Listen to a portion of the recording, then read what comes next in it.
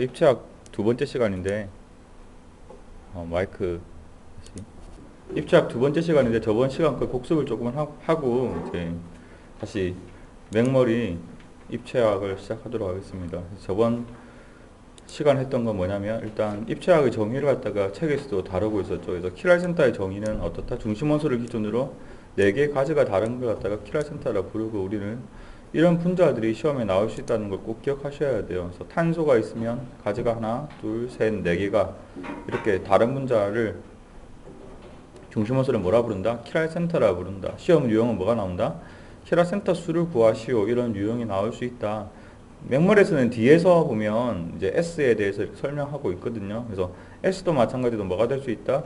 비공유 존재성을 포함해서 키랄센터가 될 수 있다. 이게 나올 수 있는데 올해 시험에서 이미 나왔기 때문에 올해는 나오지 않을 거다. 만약에 시험에 나오면 남은 거는 실제로 이제 N이 남았어요. 그래서 N에 대해서만 열심히 공부하시면 시험장 가면 볼 수 있을 거라고 생각합니다. 그 다음에 키랄센터 수 찾는 문제가 기본적으로 이제 많이 다루고 있는 유형이에요. 그래서 이거는 분명히 할 수 있어야 되고 맥몰에서도 많이 다루고 있기 때문에 꼭 할 수 있어야 되는데 올해는 이제 본인들이 시험 치는 16년 대비에는 뭐가 나올 가능성이 높냐면 N을 포함한 키랄센터 수 찾기가 나올 가능성이 높다. 그래서 N이 있는 물질들은 전부 다 키랄센터 수를 찾는 연습을 하시고 그 다음에 우리가 이제 손대칭성의 정의, 키랄성의 정의를 갖다가 저번 시간에 배웠는데 키랄성의 정의는 뭐다? 거울상이지만 겹치지 않는 물질을 갖다가 우리는 키랄성이라고 부르고 이 물질은 뭘 가진다? 이 물질은 뭘 가진다? 거울상 이성질체를 가지는 물질이다. 이 물질도 마찬가지로 거울상 이성질체를 가지는 물질이다. 그런데 이것들은 성질이 있죠. 어떤 성질?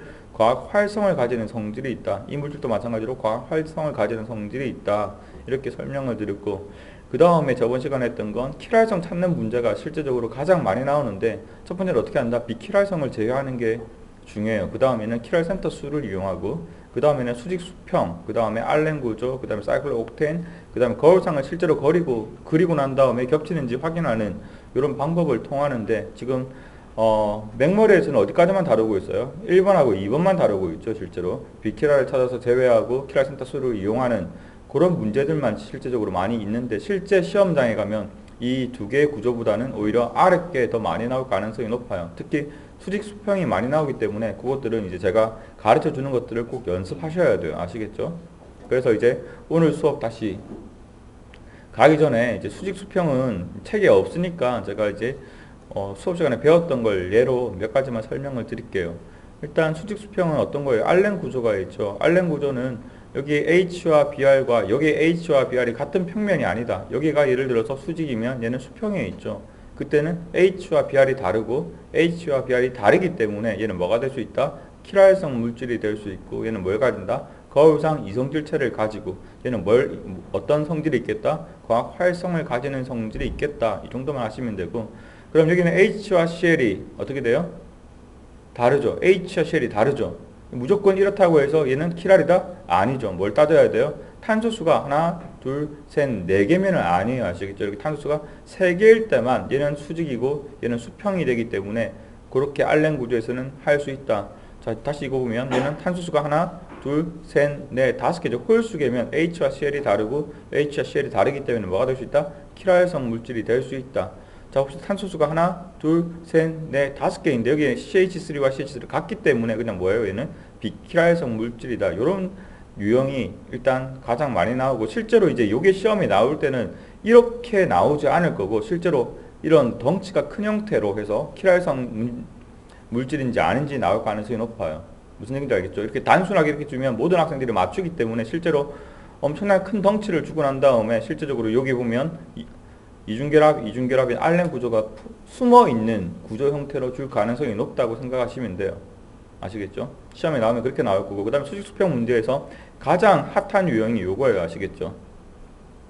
얘는 지금 이 육각형이 하나의 평면이기 때문에 그 평면과 동일한 건 H와 CH3는 같은 평면에 있는 거죠. 지금 컴퓨터 평면에 같이 있는 거죠. 얘들은. 그러면 여기 있는 CH3와 H는 수직에 있는 거죠. 그래서 수직과 수평의 문제가 된다. H와 CH3가 다르고 H와 CH3가 다르기 때문에 얘는 뭐가 된다? 키랄성 물질이 되고 맞죠? 키랄성 물질이 되고 그 다음에 얘는 어떤 성질이 있겠다? 광학 활성인 성질이 있겠다. 이걸 갖다 꼭 기억하셔야 돼요. 즉 시험장에서는 제가 칼로 이렇게 자르고 칼로 이렇게 자르고 할 시간이 그렇게 별로 없어요. 물론 해보셔도 되지만 이제 이런 물질들은 나오는 게 정해져 있기 때문에 보자마자 아, 이 물질은 뭐다? 수직 수평 문제구나 이렇게 생각할 수 있으면 돼요. 왜요? 육각형이 같은 평면이죠. 당연히 이중결합이니까 같은 평면상에서 H와 CH3가 있겠죠. 그 다음 여기는 혼성 자체가 sp3이기 때문에 CH3와 H는 수직에 있겠죠. 그러니까 당연히 가지가 얘는 수직이고 얘는 수평의 문제구나. H와 CH3가 다르고 H와 CH3가 다르기 때문에 킬할성 문제가 된다. 예를 들어서 여기가 H가 아니고 CH3면 얘는 비킬할성 물질이겠죠. 맞죠? 그것만 따지시면 되고 그 다음에 이런 유형이 나올 수 있는데 여기는 마찬가지로 이 페넬기와 이 페넬기가 실제적으로 서로가 이 부딪히기 때문에 같은 평면상에 있을 수가 없어요. 그렇기 때문에 얘가 수평에 있으면 얘는 수직에 있을 수밖에 없다. 즉 CH3와 NO2가 다르고 NO2와 COH가 다르기 때문에 얘는 뭐가 된다? 킬할성 물질이 된다. 이렇게 하시면 되겠죠. 그렇게 판단하는 문제가 나올 수 있다. 이것처럼 NO2 요거 COH 같으면 절대 얘는 안 되죠. 비킬할이죠. 그런데 예외로 하나가 뭐가 있다? H와 D는 다르지만 얘는 뭐가 될 수 있다? 회전이 가능하기 때문에 뭐다? 비킬할성 물질이다. 자, 오늘은 맥머리에서 이제 뭘 할 거냐면 거울상 이름 짓기부터 할 거예요. 강의록 순서대로 그대로 할 거거든요.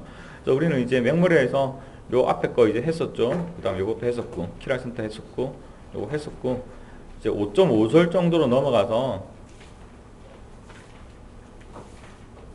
요거 먼저 문제 5.2 일단 체크하고 다시 넘어갈게요. 문제 5.2는 꼭 다시 풀어보세요. 아시겠죠? 문제 5.2는 왜 풀어보라고 할까요? 킬할센터 수를 찾는 문제인데 뭘 포함하고 있어요? n을 포함하고 있죠. 여기도 보면 n을 포함하고 있죠. 여기도 보면 n을 포함하고 있는 문제가 시험에 나올 가능성이 가장 높기 때문에 문제 5.2는 꼭 여러 번 풀어보시고 시험 일주일 전에도 풀어보시고 들어가셔야 돼요. 아시겠죠? 맥머리에서 나오면 거의 비슷하게 따서 나오기 때문에 꼭 5.2는 기억을 하시고 당연히 위에 문제도 기억을 하시고 그 다음에 광학 활성은 조금 이따가 볼 거고 그 다음에 이제 볼 건 5.5절의 배열 규칙이죠. 여기서 가장 중요한 건 우리가 RS를 따지는데 거울상 이성질체는 실제적으로 명령법을 했을 때 이름이 똑같단 말이에요. 그렇기 때문에 우리는 얘가 서로 다른 물질이라는 걸 가르쳐 줘야 돼요. 그래서 우리는 RS라는 명령체계를 도입을 했어요. 근데 그 명령체계는 사람이 만든 거기 때문에 규칙을 하나 정했어요. 어떤 규칙? 원자 번호 순서대로 하자. 즉 원자 번호가 큰 게 높은 우선권을 가진다. 그게 규칙이에요. 다시 봅시다. 여기서 보면 C가 높을까요? CC가 높을까요? CC가 더 우선권이 높다. OH가 높을까요? OC가 높을까요? OC가 더 높다. 우선권이. 얘는 탄소가 지금 C에 탄소가 2개가 있고 얘는 C에 탄소가 하나가 있어요. 누가 더 높겠어요? 탄소에 C가 2개가 있는 얘가 더 우선권이 높다. 얘는 C와 N이 있고 얘는 C와 CL이 있어요. 어느 게 더 높을까요? CC는 똑같으니까 그 다음 단계를 비교하면 원자 번호가 CL이 더 높기 때문에 얘가 더 높다. 이렇게 생각하시면 돼요.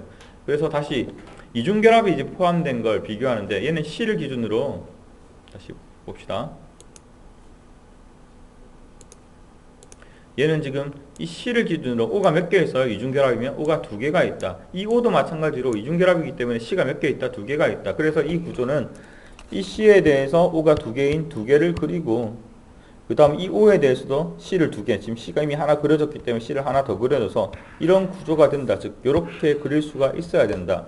마찬가지로 이중결합이 있으면 얘도 마찬가지로 이 C는 C가 2개가 있고 이 C도 C가 2개가 있죠. C에 대해서 C를 2개를 그리고 그 다음 이 C도 C가 2개가 있어야 되니까 이미 하나를 그렸으니까 반대편에 하나를 더 그려주는 요 구조가 된다. 똑같은 구조죠. 그 다음에 삼중결합도 마찬가지로 C에 대해서는 C가 몇 개 있어요? 3개가 있죠. 그래서 C에 3개를 그려주고 맞죠? 그 다음에 이 C도 C가 3개가 있었는데 이미 하나가 있으니까 C가 이렇게 되는 이런 구조로 그려지면 되겠죠. 이렇게 똑같이 그려져 있죠. 실제로 같은 구조로 그려놓은 거예요. 그렇게 판단하는 문제가 나올 수 있다. 그럼 이제 얘를 어떻게 응용할 거냐? 다시 봅시다. 여기 보면 이런 구조가 있는데 실제로 얘를 명령법을 해보면 이름이 같아요. 락틱 애시드란 말이에요. 그래서 우리는 실제적으로 같은 락틱 애시드지만 R과 S라는 이름을 하나 더 붙여줘야지 서로 다르게 되겠죠. 다시 킬할센터가 하나의 물질은 무조건 뭘 가져요? 걔는 킬할성 물질이죠. 그렇기 때문에 거울상 이성질체를 무조건 가지는 물질이죠. 거울상 이성질체는 서로 다른 물질이기 때문에 당연히 다른 이름을 붙여줘야 돼요. 그래서 개발한 게 뭐다? R과 S다. 개발은 아니고 하여튼간에 R과 S다. 무슨 얘기인지 아시겠죠? 그래서 우리는 R과 S를 갖다 어떻게 정의를 했냐면 일단 우선권을 따져요. 그래서 가장 우선권을 낮은 H죠. 이게 원자 번호가 제일 낮은 거. 그 다음에 가장 우선권이 높은 게 1번으로 뒀어요. 1번. 원자 번호 가장 큰 거. 그 다음에 두 번째 게 2번으로 뒀어요. 자, 원자 번호 가장 낮은 걸 갖다가 제일 안 보이는 바깥쪽으로 보내버려요. 그래서 없다고 생각하시면 돼요. 그러고 난 다음에 우회전하죠. 맞죠? 시계 방향으로 돌죠. 그때는 뭐라 부른다? R 절대배기가 R이다 이렇게 부르는 거고, 그 다음에 가장 우선권이 낮은 H를 가장 안 보이도록, 우리 눈에서 안 보이도록 제일 멀리 방향으로 두고 한번 지우시면 돼요. 그런 다음에 얘는 반시계 방향으로 돌 때는 뭐라 부른다? S 배열이다 이렇게 부른다 생각하시면 돼요. 그래서 우리는 S와 R의 배열을 갖다가 얘기를 한다. 다시 이런 구조가 있을 때 실제로 이제 나타내려면 얘를 이렇게 뒤집어서 그려야 되는데 이렇게 뒤집어서 그리기가 시험장에서는 힘들어요. 그렇기 때문에 뭘로 하는 게 좋다? 손으로 하는 게 좋다. 그래서 오른손을 들고 H를 그냥 엄지로 두고 우선권이 제일 낮은 걸, 그 다음에 여기서 1등이 어떤 거예요? 1등이 이거고 2등이 어떤 거예요? 얘는 C와 O고, 얘는 C에 O가 몇 개 있어요? O가 3개 있는 거죠. 이중결합이 있는 거니까 얘가 2등이 되겠죠. 그러면 H가 지금 들어가게 될 거고, 그 다음에 밑에서 이렇게 들어와야겠죠. 이렇게 위로 가면 얘가 만나지니까, 그래서 밑에서 이렇게 돼야 되기 때문에 뭐가 돼요? 얘는 S가 되는 거죠. 그래서 얘는 S다 생각하시면 되죠. 이렇게 S다. 그 다음에 이것도 마찬가지로 1등은 이게 1등일 거고, 그 다음에 얘는 C에 O가 몇 개 있어요? O가 3개 있는 거죠. 이중결합도 포함되어 있으니까. 얘도 마찬가지로 밑으로 들어가야겠죠. 밑으로. 위로 가면 CH3와 만나게 되니까 뭐가 돼도 S다. 그런데 여기서 주목해야 될 게 하나가 있어요. S는 S인데 얘는 마이너스의 평강 성질을 띠고 있죠. 얘는 S인데 플러스의 평강 성질을 띠고 있죠. 맞죠? R과 S와 플러스 마이너스는 관계가 nothing이다. 아시겠죠? 물론 S가 마이너스면 R은 뭘까요? 플러스예요. S가 플러스면 R은 뭘까요? 마이너스예요. 그런 성질은 있지만 S가 마이너스가 될지 S가 플러스가 될지는 알 수가 없다. 즉 S와 R은 사람이 만든 규칙에 의해서 된 거고, 마이너스와 플러스는 어떤 거? 마이너스와 플러스는 실제 물질의 성질이기 때문에 그거는 관계가 nothing이다. 아시겠죠? 그것도 간혹 물어보기 때문에 기억을 해두시고 그 다음에 넘어가서 이제 이런 우선권을 따지는 문제들이 있죠. 이거는 기초기 때문에 그냥 한번 해보시면 되고, 거기에서 이제 10번 정도만 해보시면 될 것 같아요. 10번 정도 꼭 해보시고, 실제 시험에 나올 때는 이런 구조로 안 줄 수 있고 어떻게 줄 수 있다? CHO로 줄 수 있어요. 아시겠죠? CHO로 이렇게 줬을 때 우리가 풀 수 있어야 된다. 시험장에서. 아시겠죠? 자, 이거 풀어보시고 집에서. 그 다음에 우리는 이제 5.6절에 부분입체 이성질체가 있는데, 그 다음에 이제 할 건 우리는 먼저 이성질체에 대해서 먼저 볼 거예요. 이성질체. 그래서 5.4절부터 다시 볼 거예요. 이성질체는 이제 표를 아셔야 되는데, 표는 반드시 외워야 되는 거죠. 표. 일단 이성질체가 있어요. 이성질체. 이 표는 정말 중요해요. 이성질체. 이성질체는 뭘로 나눠요? 구조 이성질체와 그다음 뭘로?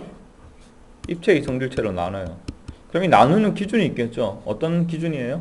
이성질체는 일단 분자식이 동일해요. 분자식이 동일한데 순서가 다르면, 얘는 순서가 다르면 구조 이성질체고, 순서가 같으면 입체 이성질체예요. 맞죠? 그 다음에 입체 이성질체는 두 가지로 나눠요. 거울상 이성질체랑 그 다음에 부분입체 이성질체. 근데 오히려 부분입체 이성질체의 정의가 정말 중요해요. 시험에서 부분입체 이성질체 관계의 물질을 모두 고르시오 이렇게 시험 문제를 내고 있어요. 아시겠죠? 또는 거울상 이성질체 관계의 물질을 아래에서 고르시오 이렇게 나오고 있어요. 그렇기 때문에 부분입체 이성질체의 정의를 아셔야 되는데, 부분입체 이성질체를 찾는 방법은 뭐냐면 일단 입체 이성질체에 들어가야 돼요. 즉 순서가 동일해야 돼요. 그렇지만 그 옆에 있는 물질과는 절대로 거울상 관계가 되면 안 돼요. 즉 부분입체 이성질체의 정의는 입체 이성질체지만 거울상 이성질체가 아닌 물질을 모두 뭐라 부른다? 부분입체 이성질체라 부른다. 그 중에서 뭐가 있다? 시스트랜스인 기하 이성질체가 있고, 그 다음에 R과 S의 거울상은 원래 뭐예요? SR이겠죠. 근데 RR이면 얘는 무슨 관계가 되겠어요? 부분 입체 이성질체가 되겠죠. 요런 이성질체가 존재한다. 자, 봅시다. 자, 그 다음에 이제 알아야 되는 건 거울상 이성질체의 성질인데, 거울상 이성질체는 지금 여기 보니까 거울상 이성질체 형태로 지금 그려놨죠. 이 두 개는 어떤 성질이 있겠다? 물리적 성질이 동일하다. 이거는 꼭 아셔야 돼요. 아시겠죠? 물리적 성질이 동일하다. 끓는 점, 녹는 점, 뭐 재결정법 다 동일하게 하기 때문에 분리할 수가 없어요. 그 다음에 뭐 용해도, 그 다음에 뭐 또 뭐가 있을까요? 중류법으로는 분리가 안 되겠죠. 맞죠? 물리 성질이 똑같으니까. 그 다음에 실리카겔 크로마토그래피로도 분리가 안 되겠죠. 왜? 실리카겔 크로마토그래피는 극성차를 이용한 건데 얘는 극성이 동일하기 때문에 분리할 수 없겠죠. 그 다음에 그런 것들, 밀도도 동일할 거고 그런 것들이 동일하겠다. 이걸 갖다 꼭 기억하셔야 되고, 그렇지만 부분입체 이성질체는 뭐가 다르다? 물리적 성질이 다르기 때문에 이 거울상 이성질체를 부분입체 이성질체화 시키면 분리는 가능하겠다. 그래서 다시 맨 뒤로 돌아가 보면 요 표가 다시 나와 있어요. 이 책은 요게 있죠. 표가 있죠. 똑같이 5.9절에 보면 제가 했던 표가 그대로 나와 있죠. 이성질체가 있고 얘는 뭐가 동일하겠다? 분자식이 동일하겠다. 그 다음에 구조 이성질체가 있고, 그 다음에 입체 이성질체로 나누고, 그 다음에 거울상 이성질체, 부분 입체 이성질체는 정의가 뭐예요? 보니까 거울상이 아니다 되어 있죠. 그 다음 여기는 배치 부분 입체 이성질체 이렇게 되어 있는데 얘가 뭐 어떤 걸 얘기하는 거냐면 R과 S와 SS는 뭐겠어요? 얘는 부분 입체 이성질체겠죠. 이걸 의미하는 거고, 시스트랜스도 부분 입체 이성질체에 포함이 되겠다. 자, 이제 연습을 해봅시다. 자, 얘는 보니까 탄소수가 몇 개예요? 하나, 둘, 셋, 네 개죠. 얘도 탄소수가 하나, 둘, 셋, 네 개죠. 일단 탄소수가 네 개고 수소 결핍지수가 동일하기 때문에 분자식은 어떻겠다? 동일하겠죠. 그렇지만 순서가 어떻게 돼요? 다르죠. 두 개 관계는 무슨 관계가 되겠다? 구조 이성질체가 되겠다. 이렇게 푸시면 돼요. 다시 여기도 봅시다. 탄소수가 하나, 둘, 그 다음에 O가 한 개. 탄소수가 하나, 둘, O가 한 개. 그 다음에 수소 결핍지수는 동일하죠. 그리고 분자식이 동일하겠다. 됐죠? 근데 순서가 달라요, 같아요? 다르죠. 그렇기 때문에 얘는 뭐가 무슨 관계가 되겠다? 구조 이성질체가 되겠다. 이렇게 푸시면 돼요. 아시겠죠? 아래에서 구조 이성질체를 모두 고르시오. 이렇게 나올 수 있다고 아시겠죠? 그 다음에 입체 이성질체가 되어 있죠. 입체 이성질체는 뭐가 동일해야 된다? 순서가 동일해야 된다. 다시 원자들이 같은 순서로 결합되어 있어야 된다. 아시겠죠?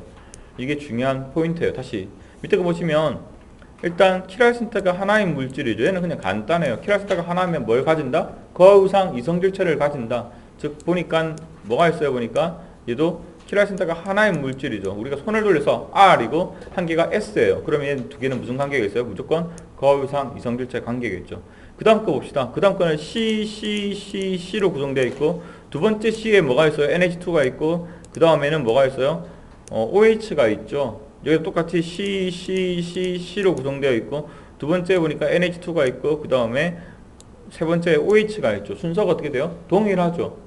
맞죠? 그런데 두 개는 거울상이 아니에요? 거울상이 아니죠. 그러니까 무슨 관계가 된다? 부분 입체 이성질체가 된다.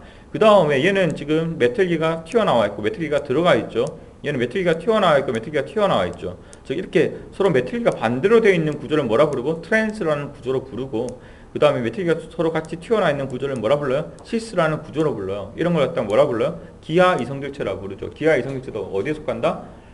부분 입체 이성질체에 속한다. 그러면 방금 전에 배웠던 정의로 보면 어떻게 볼 수 있냐면 순서가 어떻게 돼요? 전부 다 순서가 1번, 2번, 3번 탄소라고 했을 때 1번과 2번에 메틸기가 서로 있죠. 순서가 어떻게 돼요? 얘랑 1번과 2번, 3번에 서로 메틸기가 있기 때문에 순서가 어떻게 돼요? 동일하죠. 그런데 뭐가 달라요? 배치 방향이 다르죠. 맞죠? 두 개가 거울상이에요, 아니에요? 거울상이 될 수가 없죠. 맞죠? 거울상이 될 수가 없잖아요. 그렇기 때문에 두 개는 무슨 관계가 되겠다? 입체 이성질체에 포함이 되지만 거울상 이성질체가 아니기 때문에 두 개는 부분 입체 이성질체가 된다. 즉 시스트랜스도 부분 입체 이성질체에 포함이 된다. 이렇게 설명하고 있어요. 다시 이제 앞으로 돌아가서 이제는 뭘 볼 거냐면 평광에 대해서 이제 공부를 할 거예요. 그래서 5.3절에 5.3절 제가 수업 시간에 하는 것과 조금 순서가 다르죠. 광학 활성이에요. 광학 활성. 광학 활성은 어떤 물질들이 광학 활성의 성질을 갖고 있다고 했어요? 킬활성 물질들이 광학 활성의 성질을 가지고 있다. 즉 킬활성 물질은 뭘 가지고 있다? 광학 활성을 가지고 있다.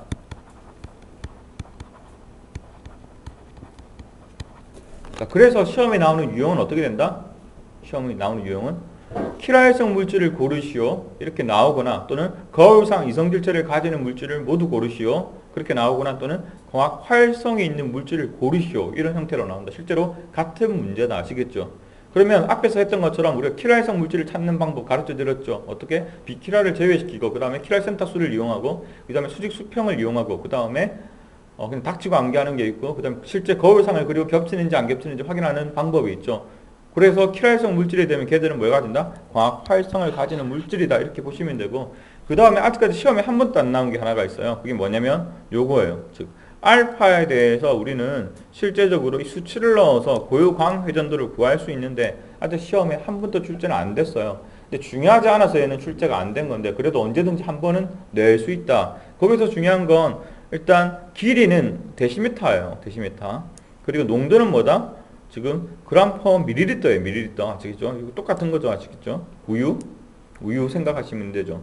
그래서 요 단위로 넣어줘야 되겠죠. 10cm가 뭐다? 1데시미터다. 10cm가 뭐? 1데시미터다. 자, 100cm는 뭐겠어요? 10데시미터겠죠. 50cm는 몇 데시미터겠어요? 5데시미터겠죠. 그걸 갖다가 꼭 계산해서 넣을 수 있어야 되고 그 다음에 그램 퍼 밀리리터 단위로 계산해서 넣어야 되고 그 다음 여기 있는 알파는 무슨 값이다? 관찰된 값이다. 즉 이 식을 어떻게 외울 수 있냐면 실제적으로 길이가 길어지면 관찰된 값도 길어지겠죠.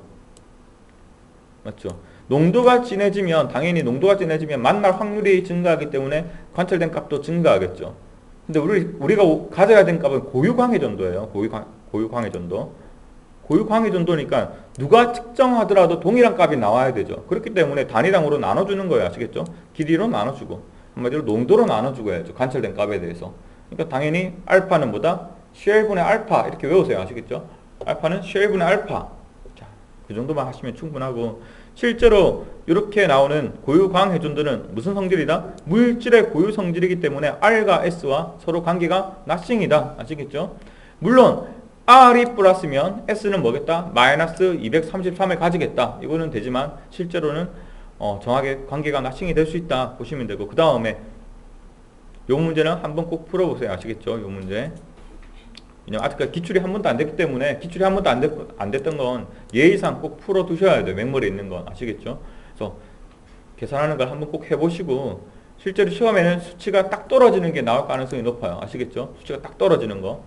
딱 떨어지게 나올 거기 때문에 계산에 너무 집중하지 마시고 실제적으로 딱 떨어지는 값으로 변환시켰을 때 잘 계산할 수 있는 그런 걸로 한번 풀어보시면 돼요. 보통 이런 거 뭐 사로 줄 수도 있고 뭐 계산이 쉽게 만들 수 있는 물질을 줄 거고 그 다음에 중요한 건 요 물질 분석하세요. 요 물질 분석하세요.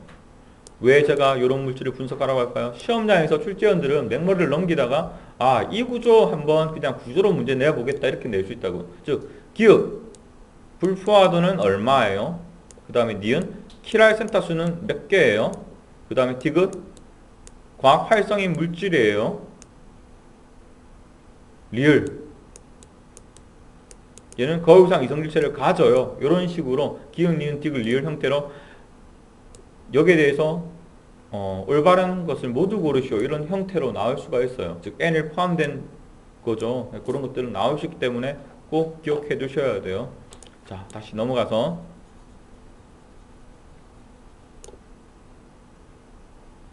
그래서 우리는 이제 광학 활성에 대해서는 공부를 했어요. 맞죠? 맹물에서도 요거밖에 안 다루죠. 지금 뭐가 많이 빠진 것 같아요?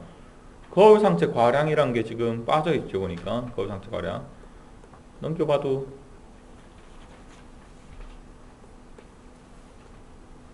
여기 나오죠. 거울상체 과량 형태가. 그래서 여기서 5.8절을 먼저 보고 이제 다시 갈게요.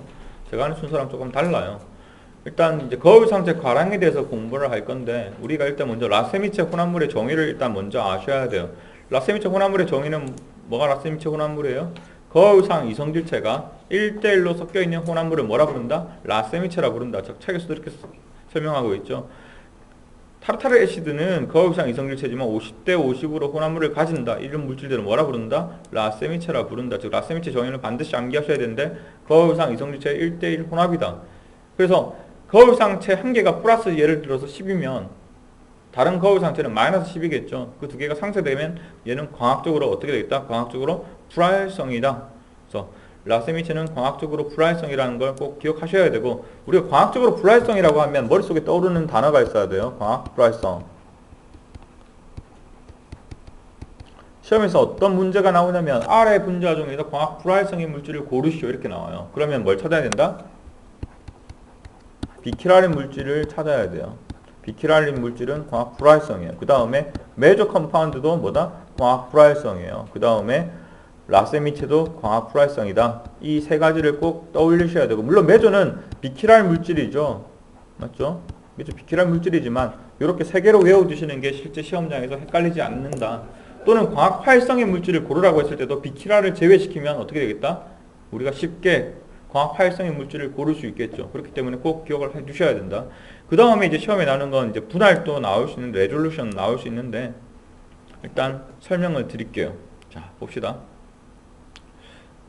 여기서 거울 상태 가량 또 거의 빠져있죠. 지금 맹머리. 거울 상태 가량을 좀 더 설명할게요. 그래서 한 책이 다 완벽하지가 않아요. 기본서가. 그게 조금 단점이죠. 봅시다. 거울 상태 가량이 좀 설명이 많이 빠져있죠. 지금.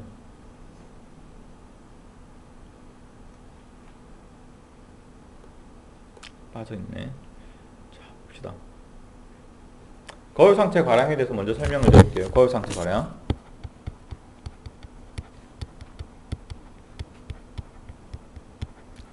거울 상태 가량은 뭐냐면 섞였을 때 값이라고 보시면 돼요. 섞여 있을 때 값이다. 즉 예를 들어서 A라는 물질이 90% 있고 그 다음에 B라는 물질이 10% 있어요. 근데 당연히 A와 B는 무슨 관계가 돼야 될까요? 거울상 이성질체 관계가 돼야 돼요. A와 B는 거울상 이성질체다. 이때 두 개의 혼합물의, 즉 A와 B의 혼합물의 거울상태 과량을 구하라고 나와요.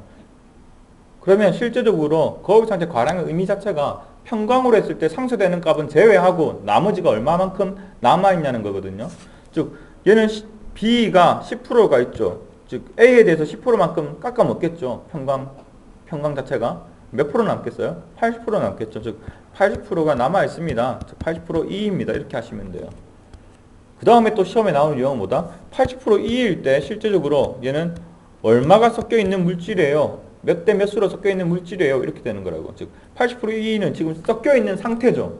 그래서 거울 상태 가량은 정의가 섞여 있을 때 값이다. 이렇게 외우시면 절대로 안 틀려요. 얘는 섞여 있을 때 값이 80인 거죠. 나머지 20%는 어디 갔어요? 서로 상쇄돼서 사라진 거죠. 즉 80%에 서로 상쇄된 값이 10%가 있기 때문에 한 가지는 몇 프로? 90%가 있고 한 가지는 몇 프로가 있다? 10%가 있습니다. 이렇게 대답을 하시면 되고, 그 다음에 A가 순수한 비성광도가 플러스 10도이다.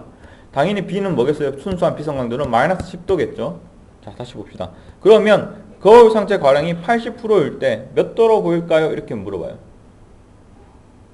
몇 도로 보이겠어요? 섞여있는 값 그대로 보이는 거예요. 즉 100%일 때가 10도로 보였죠. 지금 얘는 80%라는 얘기가 뭐에 대해서만 이제 80%로 보이는 거예요? A에 대해서만 80%로 보이는 거죠. 얘는 몇 도로 보이겠다? 플러스 8로 보이겠다. 이렇게만 하시면 돼요. 아시겠죠? 시간이 거의 다 됐네. 자, 5분만 더 하고 갈게요. 자, 그래서 우리는 일단 거울 상태 분할을 다시 이제 볼 건데, 거울 상태 분할. 레졸루션이에요. 서로 분리하는 거. 자, 보면 카복실산은 실제적으로 아민기와 반응을 해서 이런 염을 만들어요. 근데 이런 염은 결국은 산을 넣어주면 다시 역반응이 될 수가 있어요.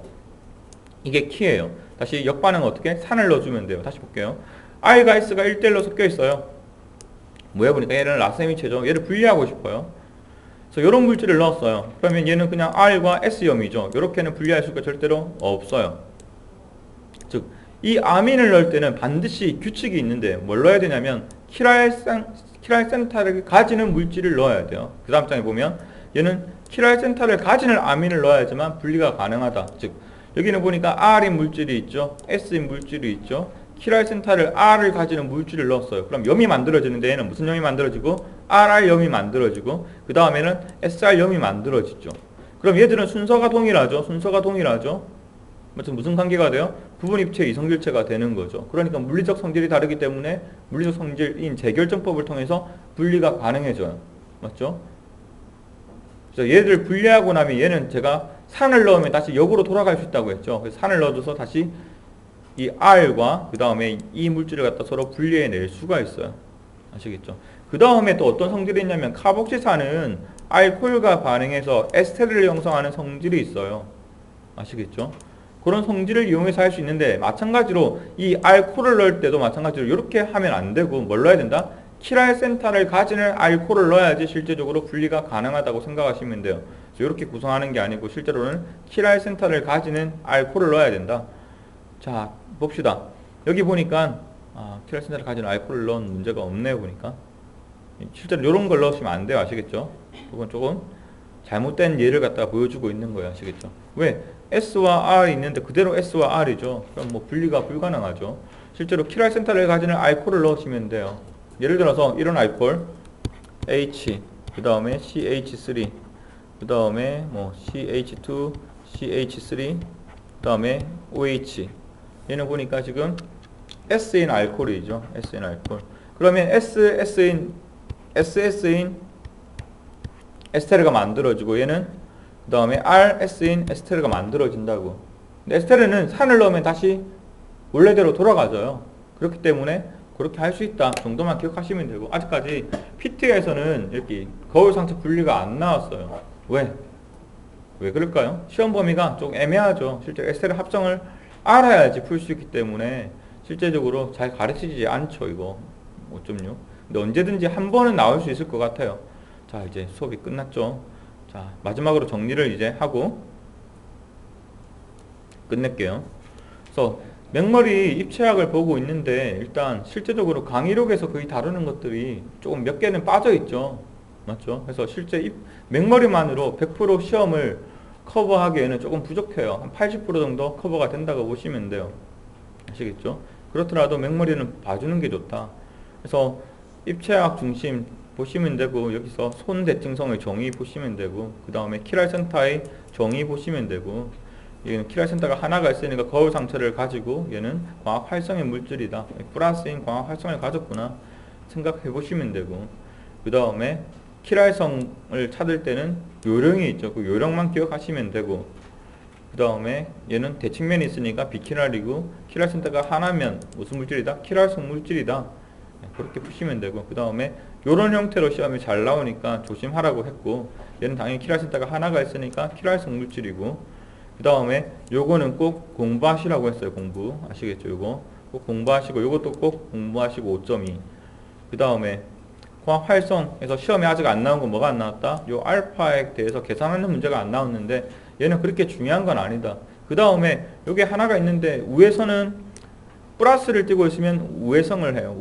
요 플러스 부을 때는 우회전. 그 다음에 좌회전일 때는 보통 마이너스를 띄고 있을 때 좌회선성은 보통 마이너스 보다 이렇게 되어 있는데 그렇게 중요하진 않아요. 그냥 이런 게 있구나 정도만 참고해 보시면 되고, 다시 평광회전은 물질의 고유 성질이다 생각하시면 되고, 그 다음에 요 문제 광학회전도 계산하는 문제는 아직 한 번도 출제가 안 됐기 때문에 기억을 하시라. 아시겠죠? 그 다음에 거울 상태에서 요 표는 꼭 기억을 하시고, 거울상 이성질체의 성질 꼭 기억하시고, 그 다음에 절대 배열은 무슨 순서로 구한다? 원자 번호예요. 원자 번호 아시겠죠? 정김송도 아니에요. 아시겠죠? 그것만 기억하시면 되고, 그 다음에 실제적으로 시험에 나올 수 있는 건 이런 형태가 CHO로 숨어서 나올 수 있다. 그래서 요거 한번 풀어보시고, 기출문제도 얘는 잘 나오니까 요것도 한번 풀어보시면 괜찮아요. 그 다음에 부분입체 이성질체의 정의는 꼭 기억을 하시고, 맞죠? 보니까 순서가 어떻게 돼요? 순서가 동일하죠. 맞죠? 그래서 이제 얘가 보니까 거울상 관계죠. 그럼 거울상 이성질체가 되고, 그렇지만 얘와 얘는 무슨 관계가 돼요? 부분입체 이성질체가 되죠. 순서는 동일하지만 거울상 이성질체가 아니면 부분입체 이성질체가 된다. 그렇게 생각하시면 돼요. 그 다음에 키랄센타가 여기는 빠져 있는 게 있는데 맥머리에도 또 키랄센타가 2개이면 총 입체 이성질체는 몇 개가 되겠다? 2에 2승에서 4개가 될 가능성이 높다. 맞죠? 만약에 매조가 있으면 매조만큼 빼줘야겠죠. 그거만 기억을 하시면 돼요. 다음에 넘어가서 에피머, 얘는 하나만 절대배기가 다른 걸 에피머라 불러요. 그냥 정의 정도만 기억하시면 돼요. 시험에 나오지는 않을 건데 단 하나의 키랄 중심만 다르고 나머지가 뭐 동일할 때 이를 갖다 뭐라 부른다? 에피머라 부른다. 갑자기 에피머라는 용어가 등장했을 때 모르면 그러니까 아시겠죠? 그 다음에 요거 기억하시면 되고, 그 다음 매조화합물은 뭐다? 키랄센터가 2개 이상인데 대칭면을 가지면 뭐가 된다? 매조화합물이 된다 생각하시면 돼요. 키랄센터가 2개 이상인데 대칭면을 가지면 매조화합물이다. 그래서 매조화합물 구하는 거 문제 꼭 풀어보시고, 그 다음에 이거 했던 거 기억하시고 그러면 끝나죠. 그 다음 맨 뒤에 보면 뭐가 있냐면 질소인 황에서 키랄성 문제가 실질적으로 다루고 있죠. N은 뭐가 되기 때문에 인벌전이 되기 때문에 거울상과 이 두 개는 실제적으로 똑같은 물질이다. 그래서 얘는 키랄성 물질로 취급하지 않는다 설명하고 있어요. 마찬가지로 E는 그렇지만 얘는 키랄센터가 될 수 있다. S도 뭐가 될 수 있다? 키랄센터가 될 수 있다. 올해 시험에 나온 건 얘가 시험에 나왔다고 생각하시면 돼요. 아시겠죠? 올해 시험에 나온 건 얘가 시험에 나왔다. 예, 수고하셨어요.